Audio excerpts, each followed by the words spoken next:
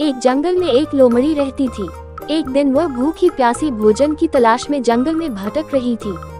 भटकते भटकते सुबह से शाम हो गई, लेकिन वह शिकार प्राप्त न कर सकी।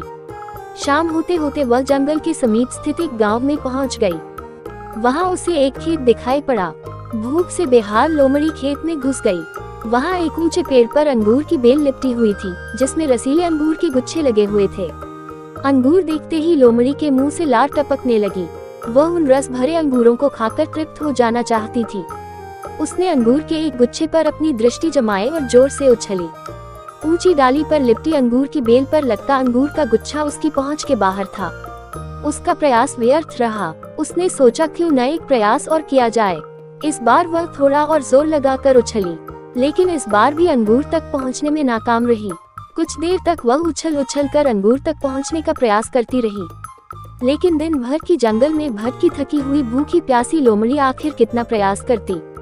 वह थककर पेड़ के नीचे बैठ गई और ललचाई नजरों से अंगूर को देखने लगी। वह समझ गई कि अंगूर तक पहुंचना उसने बस के बाहर है, इसलिए कुछ देर अंगूरों को ताकने के बाद वह उठी और वहां से जाने लगी। वह अंगूर खाने का विचार त्याग चुकी थी। पास ही एक पेड़ पर बैठा बंदर उसे बहुत देर से देख रहा था।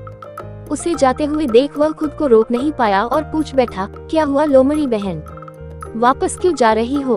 अंगूर नहीं खाओगी? लोमड़ी रुकी और बंदर को देखकर फीकी मुस्कान से साथ बोली, नहीं बंदर भाई, मैं ऐसे अंगूर नहीं खाती, ये तो खट्टे हैं। सीख मॉरल ऑफ द स्टोरी, जब हम किसी चीज को प्राप्त नहीं कर पाते तो अपनी कमजोरियां को छुपाने या अपने प्रयासों की कमी को नजरअंदाज करने अक्सर उस चीज में ही कमियां निकालने लग जाते हैं, जबकि आवश्यकता है अपनी कमजोरियों को पहचान कर उसे दूर करने की, सूझबूझ से काम लेने की और सफल होने तक अनवरत प्रयत्न करते रहने की। दूसरों पर दोष मढ़ने से जीवन में कुछ हासिल नहीं होता। हासिल होता है कड़े परिश्रम और प्रयासों से।